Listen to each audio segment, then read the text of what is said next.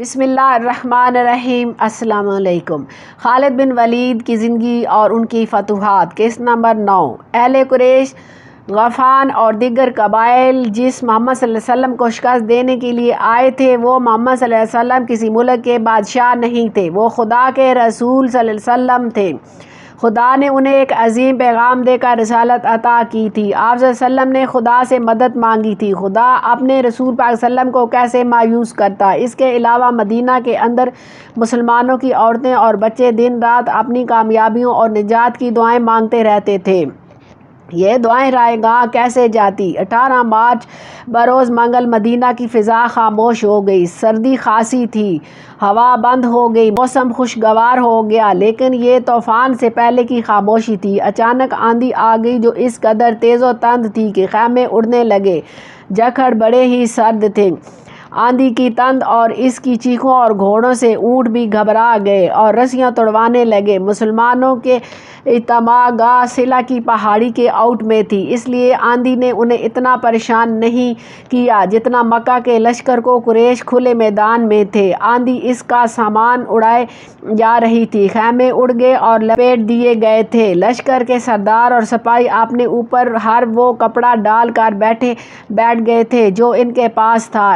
ان کے لیے یہ آندھی خدا کا قہر بن گئی تھی۔ ان کی چیخوں سے قہر اور غضب تھا۔ ابو سفیان برداشت نہ کر سکا، وہ اٹھا، اسے اپنا گھوڑا نظر نہ آیا۔ قریب ہی ایک اونٹ بیٹھا ہوا تھا، ابو سفیان اونٹ پر چڑھ بیٹھا اور اسے اٹھایا۔ مورخ ابن ہشام کی تحریر کے مطابق ابو سفیان بلند آواز سے چلانے لگا، اے اہل قریش، اے اہل غطفان! کعب بن اسد نے ہمیں دھوکہ دیا ہے، آندھی ہمارا بہت نقصان کر چکی ہے، اب یہاں ٹھہرنا بہت خطرناک ہے، مکہ کو کوچ کرو۔ میں جا رہا ہوں، میں جا رہا ہوں۔ اس نے اونٹ کو مکہ کی طرف دوڑا دیا۔ خالد کو آج وہ منظر یاد آ رہا تھا، تمام لشکر جسے مکہ سے مدینے کی طرف کوچ کرتے دیکھ کر اس کا سینہ فخر سے پھیل گیا تھا اور سر اونچا ہو گیا تھا۔ ابو سفیان کے پیچھے پیچھے دوڑتی ہوئی بھیڑیوں کی طرح جا رہا تھا۔ خالد اور عمرو بن ایاس نے اپنے طور پر سوچا تھا کہ ہو سکتا ہے مسلمان عقب سے حملہ کر دیں، چنانچہ انہوں نے اپنے سوار دستوں کو اپنے قابو میں رکھ کر لشکر کے عقب میں رکھا تھا۔ ابو سفیان نے اسے حفاظتی اقدام کی سوچی ہی نہیں تھی۔ اسے پسپا ہوتے لشکر میں وہ آدمی نہیں تھے جو مارے گئے تھے، اور اس لشکر میں نعیم بن مسعود بھی نہیں تھے۔ قریش کا لشکر چلا تو نعیم آندھی سے فائدہ اٹھاتے ہوئے خندق میں اتر گئے اور رسول پاک صلی اللہ علیہ وسلم کے پاس پہنچ گئے تھے۔ آج خالد مدینہ کی طرف اسی راستے پہ جا رہا تھا جس راستے سے اس کا لشکر ناکام واپس گیا تھا۔ اسے شیخین کی پہاڑی نظر آنے لگی تھی۔ آندھی نے تاریخ اسلام کا رخ موڑ دیا۔ آندھی نے یہ حقیقت واضح کر دی تھی کہ خدا حق پرستوں کے ساتھ ہوتا ہے۔ رسول پاک صلی اللہ علیہ وسلم کی دشمنوں کی پسپائی تنکوں کی مانند تھی جو آندھی میں اڑے جاتے ہیں اور انہیں ایک دوسرے کی خبر نہیں ہوتی۔ خالد کو یہ پریشانی لاحق تھی کہ مسلمان تعاقب کریں گے، لیکن مسلمانوں نے تعاقب کی سوچی ہی نہیں تھی۔ اس آندھی میں تعاقب اور لڑائی مسلمانوں کے خلاف بھی ہو سکتی تھی۔ جس دشمن کو خدا نے بھٹکا دیا تھا اور بھگا دیا تھا، اس کے پیچھے جانا دانش مندی نہیں تھی۔ البتہ رسول پاک صلی اللہ علیہ وسلم کے حکم سے چند ایک آدمیوں کو بلندیوں پر کھڑا کر دیا گیا تھا اور وہ دشمنوں پر نظر رکھیں، ایسا نہ ہو کہ دشمن کہیں دور سے جا کر رک جائے اور منظم ہو کر واپس آ جائے۔ آندھی اتنی مٹی اور ریت اڑا رہی تھی کہ تھوڑی دور تک بھی کچھ نظر نہیں آ رہا تھا۔ بہت دیر بعد 3-4 مسلمان گھوڑ سوار اس جگہ سے خندق پھیلانگ گئے جہاں سے اکرمہ اور خالد کے گھوڑوں نے خندق پھیلانگی تھی۔ وہ دور تک چلے گئے، اڑتی ہوئی گرد اور ریت کے سوا کچھ بھی نظر نہیں آ رہا تھا۔ وہ رک گئے لیکن واپس نہ آئے۔ شام سے کچھ دیر پہلے آندھی کا زور ٹوٹ گیا اور جھکڑ تھم گیا، فضا صاف ہو گئی اور نظر دور تک کام کرنے لگی۔ دور افق پر زمین سے گرد کے بادل اٹھ رہے تھے اور اہل قریش اور ان کی اتحادی قبائل کی پسپائی کی گرد تھی جو ڈوبتے سورج کی آخری کرنوں میں بڑی صاف نظر آ رہی تھی۔ یہ گرد مکہ کو جا رہی رہی تھی۔ تعاقب میں جانے والے مسلمان سوار اس وقت واپس آئے جب رات بہت گہری ہو چکی تھی۔ خدا کی قسم انہوں نے واپس آ کر بتایا وہ جو ہمارے عقیدے کو توڑنے اور مدینہ کی اینٹ سے اینٹ بجانے آئے تھے وہ مدینہ سے اتنی دہشت لے کر گئے ہیں کہ رک نہیں رہے، کہیں پڑاؤ نہیں کیا جا رہا، راتوں کو مسافر پڑاؤ نہیں کیا کرتے، کیا لشکر راتوں کو بھی چلتے رہتے ہیں، منزل تک بہت جلدی پہنچنا چاہتے ہیں۔ احادیث اور مورخوں کی تاریخوں کے مطابق رسول پاک صلی اللہ علیہ وسلم کو جب یقین ہو گیا کہ دشمن گھبراہٹ کے عالم میں بھاگا ہے اور ایسا مقام ختم ہو چکا ہے کہ وہ نہ کر واپس آ جائے، تب آپ صلی اللہ علیہ وسلم نے کمر سے تلوار کھولی، خنجر اتار کر رکھ دیا اور اللہ کا شکر ادا کر کے غسل کیا۔ اس رات کی کوکھ سے جس صبح نے جنم لیا وہ مدینہ والوں کے لیے فتح، نصرت اور مسرت و شادمانی کی صبح تھی۔ ہر طرف اللہ اکبر اور خوشیوں کے نعرے تھے۔ سب سے زیادہ خوشی عورتیں اور بچے منا رہے تھے، جنہیں دلوں میں بند کر دیا گیا تھا، وہ خوشی سے چیختے چلاتے باہر نکلے۔ مدینہ کی گلیوں میں مسلمان بہت مسرور پھر رہے تھے۔ فتح کے اس جشن میں بنو قریظہ کے یہودی بھی شامل تھے۔ رسول پاک صلی اللہ علیہ وسلم نے انہیں امن و امان میں رہنے کے غوض کچھ مراعات دے رکھی تھی۔ ظاہری طور پر دوستوں کی طرف رہتے تھے۔ اہل قریش کی پسپائی پر وہ مسلمانوں کی طرح خوشیاں منا رہے تھے، لیکن ان کا سردار کعب بن اسد اپنے قلعہ نما مکان میں بیٹھا ہوا تھا۔ پاس اپنے قبیلے کے 3 سرکردہ یہودی بٹھائے ہوئے تھے اور اس وقت کے غیر معمولی طور پر حسین یہودان یہوہ بھی وہاں پر موجود تھی۔ وہ گزشتہ شام اہل قریش کی پسپائی کی خبر سن کر آئی تھی۔ کیا یہ اچھا نہیں ہوا کہ ہم نے مسلمانوں پر حملہ نہیں کیا؟ کعب بن اسد نے کہا، مجھے نعیم بن مسعود نے اچھا مشورہ دیا تھا۔ اس نے کہا تھا کہ قریش سے معاہدے کی ضمانت کے طور پر چند آدمی یرغمال کے لیے مانگو۔ اس نے یہ بھی نہیں کہا تھا کہ قریش اس سے دگنا لشکر لے کر آئیں گے اور وہ بھی خندق عبور نہیں کر سکتے۔ میں نے نعیم کا مشورہ اس لیے قبول کر لیا تھا کہ وہ اہل قریش میں سے ہے، وہ اہل قریش میں سے نہیں۔ ایک یہودی نے کہا، وہ محمد صلی اللہ علیہ وسلم کے پیروکار میں سے ہے۔ اے یہودا کی قسم، تمہاری بات سچ نہیں ہو سکتی۔ کعب بن اسد نے کہا، وہ اہل قریش کے ساتھ آیا تھا مگر اس کے ساتھ گیا نہیں۔ اسی یہودن نے کہا، میں نے کل شام اسے مدینے میں مسلمانوں کے ساتھ دیکھا ہے۔ اس وقت تک اہل قریش کا لشکر مدینے سے بہت دور جا چکا تھا۔ پھر تمہیں کس نے بتایا کہ محمد صلی اللہ علیہ وسلم کے پیروکار میں سے ہے؟ کعب نے کہا، میں ایسی بات کو کیوں سچ مانوں جو تم نے کسی سے پوچھا نہیں؟ میں نے اپنے ایک مسلمان دوست سے پوچھا تھا۔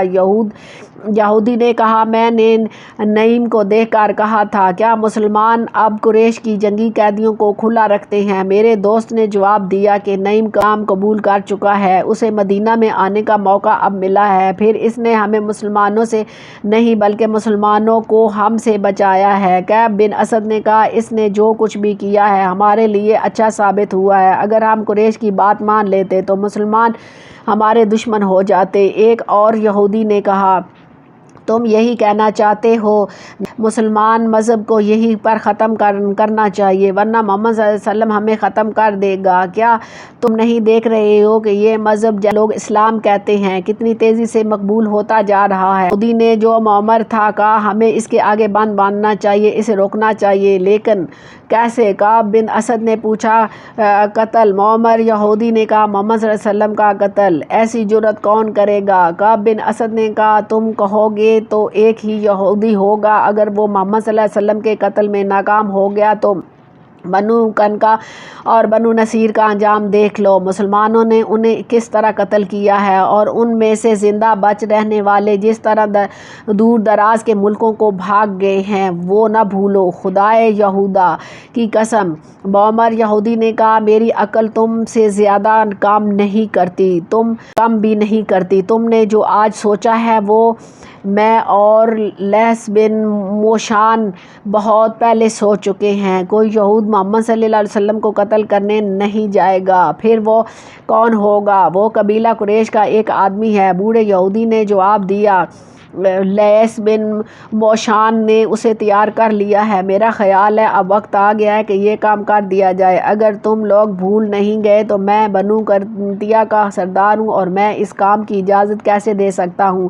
جو مجھے معلوم ہی نہ ہو کہ کیسے کیا جا سکے گا؟ کعب اسد بن نے کہا، مجھے کون بتائے گا کہ اس آدمی کو اتنا خطرناک کام کے لیے کیسے تیار کیا جا سکتا ہے؟ کیا اسے ابو سفیان نے تیار کیا ہے؟ خالد بن ولید نے تیار کیا ہے؟ سنو کا بوڑھے یہودی نے کہا، اور یہودی حسینہ یوحوا کی طرف دیکھا۔ میں یہ بات لیث بن موشان کی موجودگی میں سناؤں تو کیا اچھا ہوگا؟ یوحوا نے کہا، اس بات میں اس بزرگ کا عمل دخل زیادہ ہے، ہم اس بوڑھے جادوگر کو کہاں سے بلائیں؟ کعب بن اسد نے کہا، ہم تم پر اعتبار کرتے ہیں، وہ یہی ہے۔ بوڑھے یہودی نے کہا، ہم اسے ساتھ لائے ہیں اور ہم اسے بھی ساتھ لائے ہیں جو محمد صلی اللہ علیہ وسلم کو قتل کرے گا۔ اب ہم انتظار نہیں کر سکتے۔ ہم سب کو امید تھی کہ قریش، غطفان اور اس کے دوسرے قبائل اسلام کا نام و نشان مٹا دیں گے، مگر ہر میدان میں انہوں نے شکست کھائی۔ ہم نے انہیں مدینہ میں حملہ کرنے کے لیے اکسایا تھا، وہ یہاں سے بھی بھاگ نکلے۔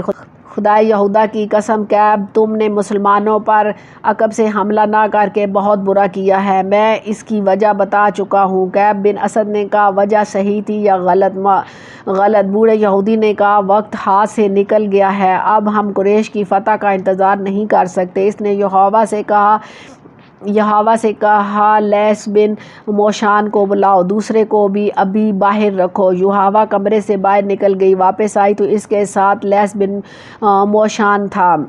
وہ ایک بوڑھا یہودی تھا جس کی عمر 70-80 برس کے درمیان تھی۔ اس کے سر اور داڑھی کے بال دودھ کی طرح سفید ہو چکے تھے، داڑھی بہت لمبی تھی، اس کے چہرے کا رنگ سفید تھا اور اس نے اونٹ کے رنگ کی قبا پہن رکھی تھی۔ اس کے ہاتھ میں لمبا عصا تھا جو اوپر سے سانپ کی پھن کی طرح تراشا ہوا تھا۔ لیث بن موشان کو یہودیوں میں جادوگر کے نام سے شہرت حاصل تھی۔ شعبدہ بازی اور کالے علم میں وہ مہارت رکھتا تھا۔ وہ مکہ اور مدینہ کے درمیان کسی گاؤں کا رہنے والا تھا۔ اس کے متعلق بہت سے روایات موجود تھیں، جن میں سے ایک یہ تھی کہ وہ مردے کو تھوڑی سی دیر کے لیے زندہ کر سکتا ہے اور وہ کسی بھی مرد یا عورت کو اپنے تابع کرنے کی طاقت رکھتا ہے۔ اسے اپنا پیر و مرشد سمجھتے تھے۔ وہ جہانداد اور عالم فاضل شخص تھا۔ وہ کمرے میں داخل ہوا تو سب اس کی تعظیم میں اٹھ کھڑے ہوئے اور جب وہ بیٹھ گیا تو سب بیٹھ گئے۔ خاندان موشان کی عظمت سے کون واقف نہیں؟ کعب بن اسد نے کہا، خدائے یہودا کی قسم، ہم میں سے کوئی بھی آپ کو یہاں بلانے کی جرات نہیں کر سکتا تھا۔ یوحوا آپ کو لے کر آئی ہے، میں پیغمبر نہیں۔ کعب بن اسد نے کہا۔ لیث بن موشان نے کہا، میں یہ خوبصورت الفاظ سننے کا عادی نہیں اور تعظیم و احترام کا وقت بھی نہیں، کوئی نہ بلاتا تو میں نہ آتا۔ تم لوگ اپنے فرض کی ادائیگی میں بہت وقت ضائع کر چکے ہو۔ تم میں سے یہ لڑکی اچھی ہے جس نے وہ کام کر لیا ہے جو تمہیں کرنا چاہیے تھا۔ معزز موشان کعب اسد بن نے کہا، ہم نے ابھی اس انتہائی قدم کی سوچی ہی نہیں تھی۔ اگر ہم محمد صلی اللہ علیہ وسلم کے قتل جیسا خوفناک ارادہ بھی کرتے تو یوحوا کو استعمال نہ کرتے، ہم اتنی خوبصورت اور جوان لڑکی کو استعمال نہیں کر